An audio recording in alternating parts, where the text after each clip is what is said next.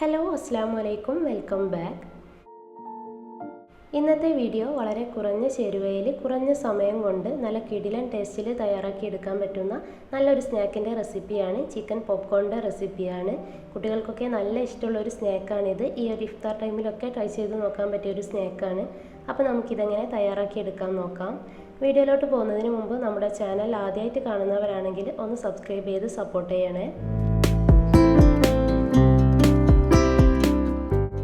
നമ്മുടെ ഈ ഒരു ചിക്കൻ പോപ്കോൺ റെഡിയാക്കി എടുക്കാൻ വേണ്ടിയിട്ട് ഇതുപോലെ ഒരു മിക്സിയുടെ ജാറിലോട്ട് ഒരു 350 ഗ്രാം ബോൺലെസ് ചിക്കനാണ്, എല്ലില്ലാത്ത ചിക്കനാണ് ഞാൻ ഇട്ട് കൊടുക്കുന്നത്.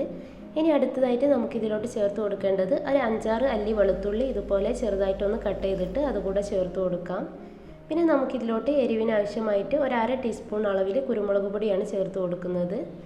ഇനി വേണ്ടത് ഗരം മസാലയാണ്. ഒരു 3 നുള്ള് ഗരം മസാല ഇതിലോട്ട് ചേർത്ത് കൊടുത്താൽ മതി. ശരിക്കും ഈ ഒരു ചിക്കൻ പോപ്കോണിലോട്ട് നമ്മൾ ഈ ഒരു ഗരം മസാല ചേർത്ത് കൊടുക്കില്ല കേട്ടോ. ഞാനിപ്പോൾ നല്ലൊരു ഫ്ലേവറിന് വേണ്ടിയിട്ട് കുറച്ചൊന്ന് ചേർത്ത് കൊടുക്കുകയാണ്. ഇനി ഇതിലോട്ട് ആവശ്യത്തിനുള്ള ഉപ്പ് ചേർത്ത് കൊടുക്കാം. ഉപ്പിൻ്റെ അളവ് ഏകദേശം നോക്കിയിട്ട് ചേർത്ത് കൊടുത്താൽ മതി. നമുക്കിത് ടേസ്റ്റ് ചെയ്ത് നോക്കാൻ പറ്റില്ലല്ലോ. പിന്നെ നമുക്കിതിലോട്ട് ചേർത്ത് കൊടുക്കേണ്ടത് ഒരു 2 ബ്രെഡാണ്. അത് ഇതുപോലെ ചെറുതായിട്ടൊന്ന് കട്ട് ചെയ്തിട്ട് ചേർത്ത് കൊടുക്കാം. ഇനി ഇതെല്ലാം കൂടെ നന്നായിട്ട് തന്നെ ഒന്ന് അരച്ചെടുത്തിട്ട് വരാം. അപ്പോൾ ഇതിപ്പോൾ ഞാനിവിടെ നന്നായിട്ടൊന്ന് അരച്ചെടുത്തിട്ടുണ്ട്. ഈ ഒരു അരച്ചെടുത്തത് നമുക്ക് ഒരു പാത്രത്തിലോട്ട് അങ്ങ് മാറ്റി കൊടുക്കാം.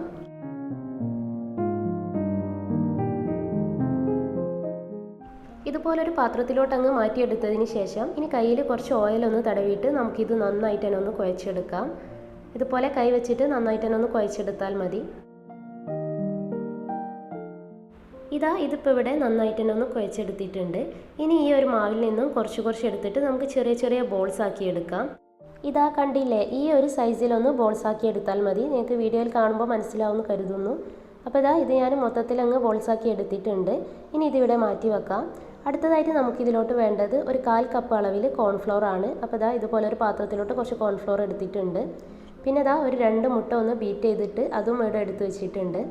അടുത്തതായിട്ട് നമുക്ക് വേണ്ടത് ബ്രെഡ് ക്രംസ് ആണ്. അപ്പോൾ ബ്രെഡ് പൊടിച്ചെടുത്തതിന് ശേഷം ചെറുതായിട്ടൊന്ന് ചൂടാക്കി എടുത്തിട്ടുള്ളതാണ്. ഇങ്ങനെ ബ്രെഡ് ക്രംസ് ഒന്ന് ചൂടാക്കി എടുക്കുകയാണെന്നുണ്ടെങ്കിൽ നമ്മൾ ഈ ഒരു സ്നാക്ക് ഒന്ന് ഫ്രൈ ചെയ്യുന്ന സമയത്ത് പെട്ടെന്നൊന്നും എണ്ണ കുടിക്കില്ല കേട്ടോ. ഇനിയിപ്പോൾ ആദ്യം തന്നെ നമ്മുടെ ഓരോ ബോൾസും ഈ ഒരു കോൺഫ്ലോറിലൊന്ന് കോട്ട് ചെയ്തിട്ട് എടുക്കണം. ഇതുപോലെ ഈ ഒരു കോൺഫ്ലോറിലൊന്ന് കോട്ട് ചെയ്തെടുത്ത് കഴിഞ്ഞാൽ നമ്മളിത് നേരെ എടുത്തിട്ട് നമ്മുടെ മുട്ടയുടെ മിക്സിലൊന്ന് ഡിപ്പ് ചെയ്തിട്ട് എടുക്കാം. എന്നിട്ട് ബ്രെഡ് ക്രംസിലിട്ടിട്ട് ഒന്ന് കോട്ട് ചെയ്തെടുത്താൽ മതി. ഇതുപോലെ ബ്രെഡ് ക്രംസിലൊന്ന് കോട്ട് ചെയ്തെടുത്തതിന് ശേഷം നേരെ ഫ്രൈ ചെയ്തെടുത്താൽ മതി. അപ്പോൾ വളരെ സിമ്പിളാണ് ചെയ്തെടുക്കാൻ, എന്നാൽ നല്ല ടേസ്റ്റ് ഉണ്ട് ഇത് കഴിക്കാൻ. കുട്ടികൾക്കൊക്കെ നല്ല ഇഷ്ടമാവും. അപ്പോൾ നിങ്ങൾ എന്തായാലും ട്രൈ ചെയ്ത് നോക്കണം. അപ്പോൾ ഇതിപ്പോൾ ഞാൻ ഈ ഒരു ബ്രെഡ് ക്രംസിലൊന്ന് കോട്ട് ചെയ്തെടുത്തിട്ടുണ്ട്.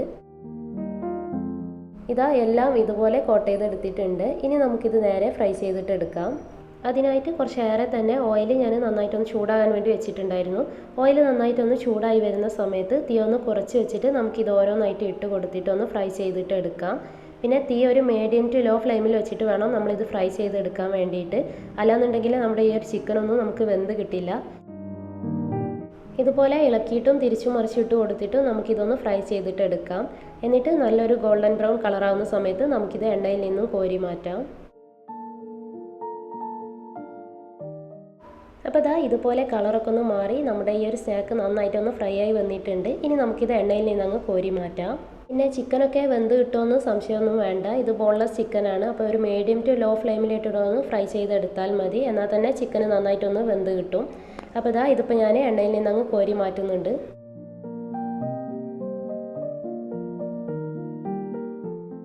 അപ്പോൾ ഇത്രയേ ഉള്ളൂ. നല്ല കിടിലൻ ടേസ്റ്റിൽ വളരെ സിമ്പിളായിട്ട് ചെയ്തെടുക്കാൻ പറ്റിയ നമ്മുടെ ചിക്കൻ പോപ്കോൺ ഇവിടെ റെഡി ആയിട്ടുണ്ട്. കുട്ടികൾക്കും മുതിർന്നവർക്കൊക്കെ നല്ല ഇഷ്ടമാവും. കെച്ചപ്പിൻ്റെ കൂടെ കഴിക്കാനൊക്കെ നല്ല ടേസ്റ്റാണ്. അല്ലാന്നുണ്ടെങ്കിൽ ചൂട് ചായയുടെ കൂടെ കഴിക്കാനും നല്ല ടേസ്റ്റാണ്. അപ്പോൾ നിങ്ങൾ എന്തായാലും ട്രൈ ചെയ്ത് നോക്കുക. നിങ്ങൾ ട്രൈ ചെയ്ത് നോക്കുകയാണെന്നുണ്ടെങ്കിൽ നിങ്ങളുടെ ഫീഡ്ബാക്ക് മറക്കാതെ തന്നെ നമ്മുടെ കമൻറ്റ് ബോക്സിൽ വന്ന് അറിയിക്കണേ. പിന്നെ ഈ ഒരു വീഡിയോ നിങ്ങൾക്ക് ഇഷ്ടമായാൽ ലൈക്ക് ചെയ്യുക, ഫാമിലിക്കും ഫ്രണ്ട്സിനൊക്കെ ഷെയർ ചെയ്യുക. പിന്നെ നമ്മുടെ ചാനൽ ആദ്യമായിട്ട് കാണുന്നവരാണെങ്കിൽ ഒന്ന് സബ്സ്ക്രൈബ് ചെയ്ത് സപ്പോർട്ടും കൂടെ ചെയ്യുക. അപ്പോൾ ഇൻഷാ അല്ലാഹ് നല്ല നല്ല റെസിപ്പി ആയിട്ട് വീണ്ടും കാണാം. Thank you, by.